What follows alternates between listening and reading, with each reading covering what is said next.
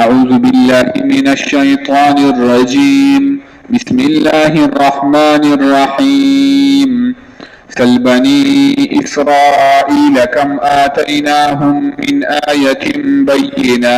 ومن يبدل نعمة الله من بعد ما جاءته فإن الله شديد العقاب. زين للذين كفروا الحياة الدنيا ويسخرون من الذين آمنوا والذين اتقوا فوقهم يوم القيامة والله يرزق من يشاء بغير حساب. صدق الله العظيم.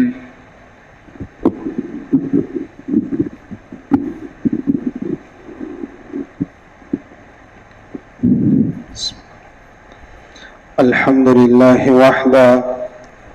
والصلاة والسلام على من لا نبي بعد. أما بعد، قال الله تعالى في محكم كتابه: أعوذ بالله من الشيطان الرجيم. بسم الله الرحمن الرحيم. سل بني إسرائيل كم آتيناهم من آية بينة إلى آخر الآية. ورنو د دینه مخکې آیات کې الله تعالی فرمایل چې کچا چرته کې دلایل و تراغله او دا غینه بعد ایمان را نورو، نو الله تعالی فرمایل چې ان الله عزیز حکیم، الله تعالی زور ور دی، حکمت والا دی، الله تعالی بوله سزا ورکی. وس الله تعالی بطور مثال ذکر کوي چې تاسو وګورئ بنی اسرائیل ته چې کله الله تعالی ویل نعمتونه ورکړل او دغه شان د کې قسمه قسم نخي وته الله تعالی راوړي، لکه موسی علیه السلام وته چې دینو همسا گزار کړو، اجدهات جوړه شو، هغه ولیده، دغه شان د کې لاس وته راوباسو وې پړقو، هغه ولیدو، دغه شان ترنجبین او ملزان وته الله تعالی راولېګل، په دریاب کې وته الله تعالی لارې ورکړي، چینی وته الله تعالی د کانی نه رازرغونی کړي، وریس په الله تعالی سورې کړه، دا ټول نعمتونه وته الله تعالی ورکړه. خو دې څه چل وکړو، دوی د الله تعالی د نعمت قدر ونه کړو. الله تعالی فرمایي چې ومن یبدل نعمت الله من بعد ما جاءته فإن الله شدید العقاب. چاله چې الله تعالی یو نعمت ورکي او دا د نعمت قدر ونه کی، نو په ان الله شدید العقاب، الله تعالی سخت عذاب ولده. مطلب دا چې الله تعالی د انسان د نعمت اخلي او الټه انسان ذلیل کیږي چې څوک د نعمت قدر ونه کی. لکه څنګه چې الله تعالی بنی اسرائیل بیا وزورل په وادي تیه کې چې د نوې سلويخ کال انصار شو، د قشم قسم تکالیف پیراغله، توبه نه قبل د یو بل اوجو د دنیا عذابونه پیراغله، ولی چې یو نعمت قدر ونه کو. نعمت څه شی؟ نو نعمت د ټول لوی نعمت ایمان دی، او چې څوک د خپل ایمان قدر نه کوي او دا ایمان او تسبق خاري، نو الله تعالی دا انسان د ایمان نه خلاصي. د پشان لوی نعمت چې نو کتاب دی، قران دی، تورات او انجیل، نو چې څوک د قران مجید قدر نه کوي، نو الله تعالی هغه انسان چې د نعمت ذلیل کوي، ځکه د نعمت قدر نه کوي. د پشان چې کم خلکو ته الله تعالی کتاب ورکړی دی، لکه مثلا قران مجید یاد کړی دی، او بیا دا قران مجید د هغه تلاوت نه کوي، یا د قران مجید د حفظ هغه ته معمولی کار ښکاري، نو الله تعالی تاسو ته هغه نعمت واخلي او قران مجید ته یې ورکړي. د قشان ته علماء کرام دي چې غول الله تعالی علم ورکړی دی، دا یو لوی نعمت دی، خدا د خپل نعمت قدر نه کوي، نو الله تعالی تاسو ته هغه نعمت واخلي ضایع کی. د قشان د کې لوی نعمت چې دی هغه صحت دی او وخت چې انسان ته وخت میلاو شي. پیغمبر علیہ الصلوۃ والسلام یو حدیث کې فرمایي چې نعمتان مغبون فیهما کثیر من الناس، دو نعمتونه د سړي چې ډېر خلک پکې ستګي غافل دي. پیغمبر علیہ السلام فرمایل الصحت والفراغ، یو د انسان صحت ته چې الله تعالی انسان له صحت ورکړی دی، دا یو لوی نعمت دی. نو کله د خپل صحت قدر ونه کو، د الله تعالی په طاعت کې استعمال نکو، نو داسې وخت راشي چې دی بیا سجده کول غواړي خو سجده به نشي کولی. دغه شان د کې لوی نعمت وخت دی چې انسان ته وخت دی او د وخت قدر نه کوي نو دی انسان لبم الله تعالی عذاب ورکوي. دغه شان لوی نعمت چې نه غزوانی ده چې انسان د ځوانۍ قدر ونه کوي.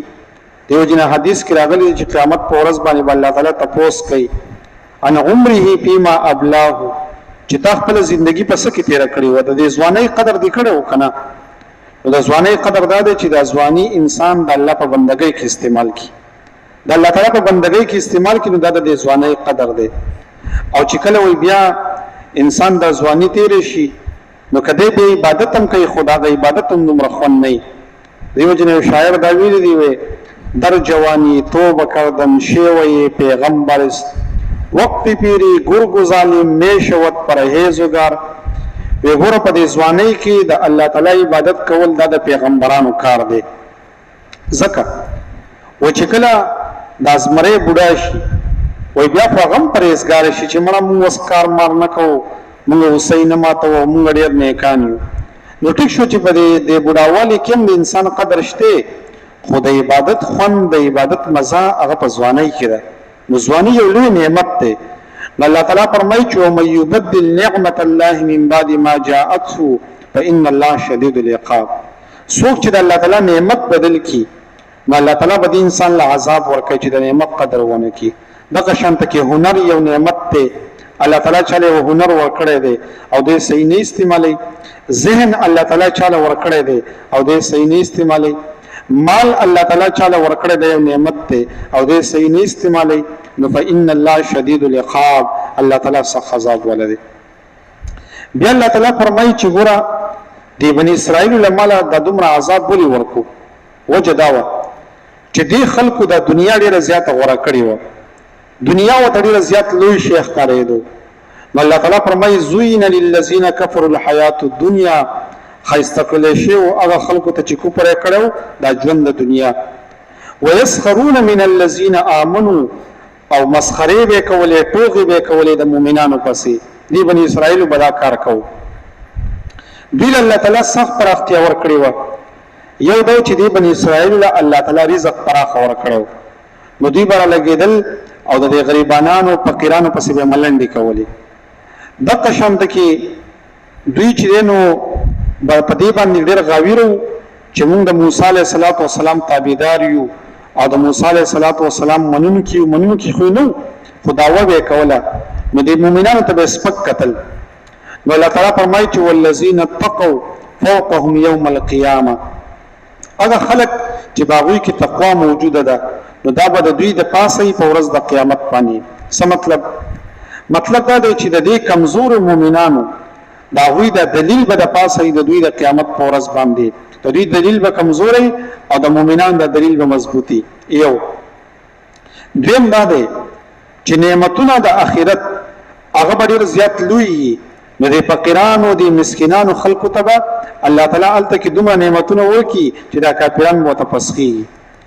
دریم مطلب دا دی چې والذین اتقوا فوقهم یوم القیامه مؤمنان په علیین کې برابر.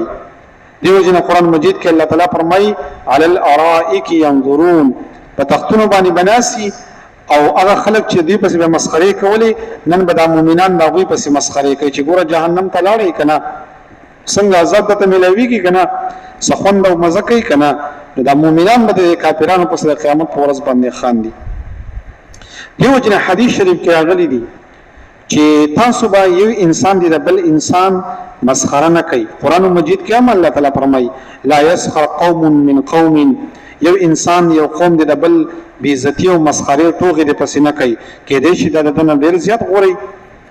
دیو جن علماء وایي چې دا آیت اصل کې د حضرت بلال او د حضرت صہیب رضی الله تعالی په باره کې نازل شو. وای د مکی مشرکانو به د دوی پسې ملنډي کولې چې مړه دوی وایي کنه چې مونږ به جنت ته ځو. دوی ته واستو ګوره دلته کې جامې نشته او دلته کې خوراک نشته او دوی لا وایي چې مونږ به جنت ته ځو نو ملنډي به بس کولې.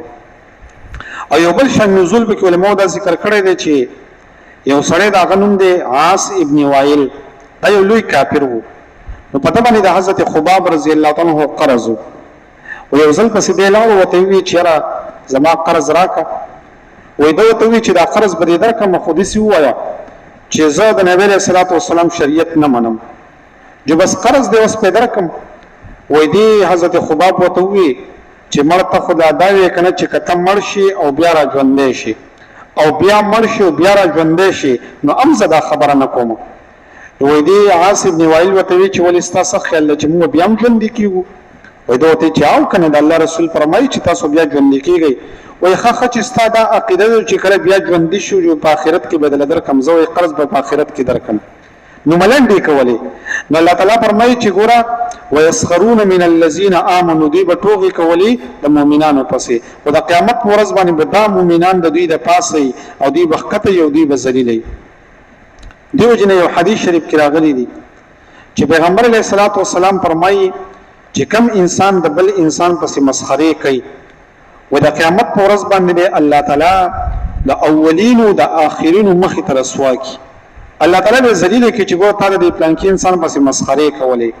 یو انسان اسې د یو غپ لګي په ټیم کې اسې د یو بل ملګری تنګي اجدا خبره ده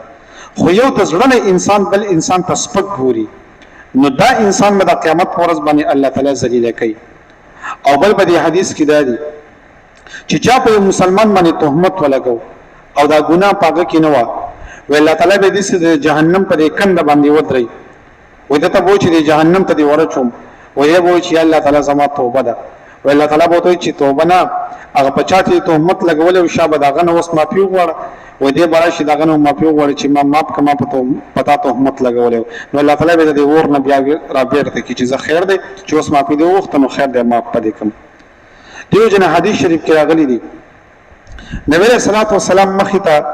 یو سړی د ستیر شو پیغمبر علیه السلام فرمایل و استاسو په بارا کې څه خیال دی نو صحابه ته دا خودي سه غریب سړی دی چې ګچاته پیغام د نکاح ولې غو نو څوک له لور خور نه ورکي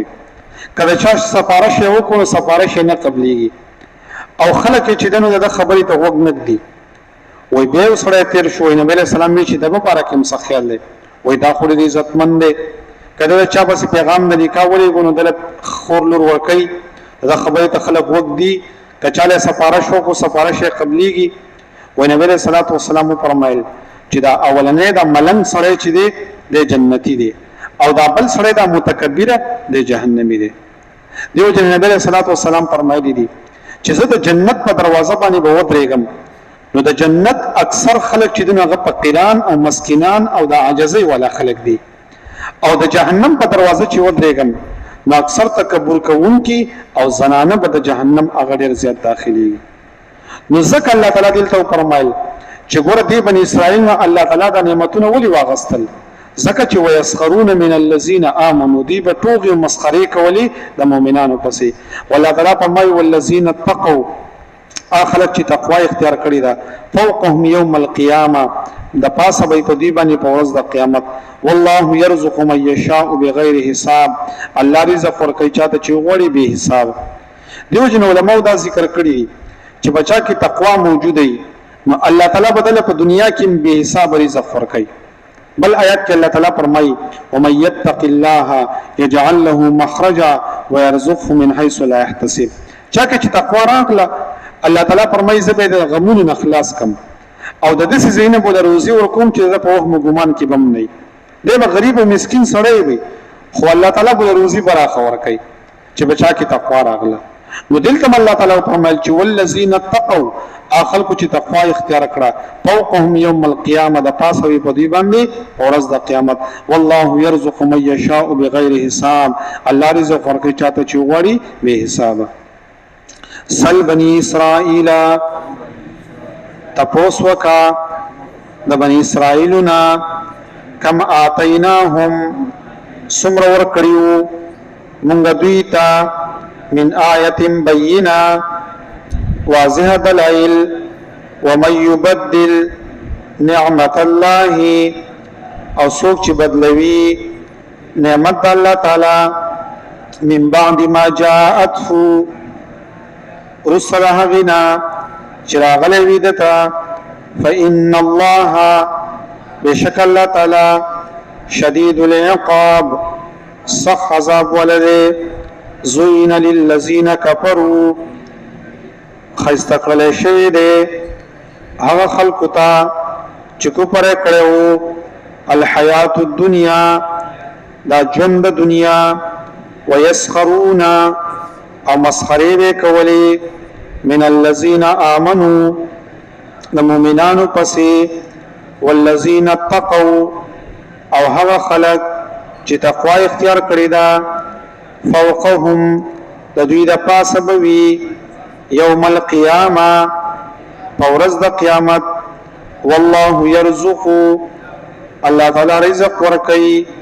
من یشاء چاته چې وغواړي بغیر حساب بحساب. الحمد لله رب العالمين والعاقبة للمتقين الصلاة والسلام على رسوله محمد وعلى آله وأصحابه أجمعين. ربنا لا تزغ قلوبنا بعد إذ هديتنا وهب لنا من لدنك رحمة إنك أنت الوهاب. اللهم إنك عفو كريم تحب العفو فاعف عنا يا عفو يا كريم برحمتك يا أرحم الراحمين.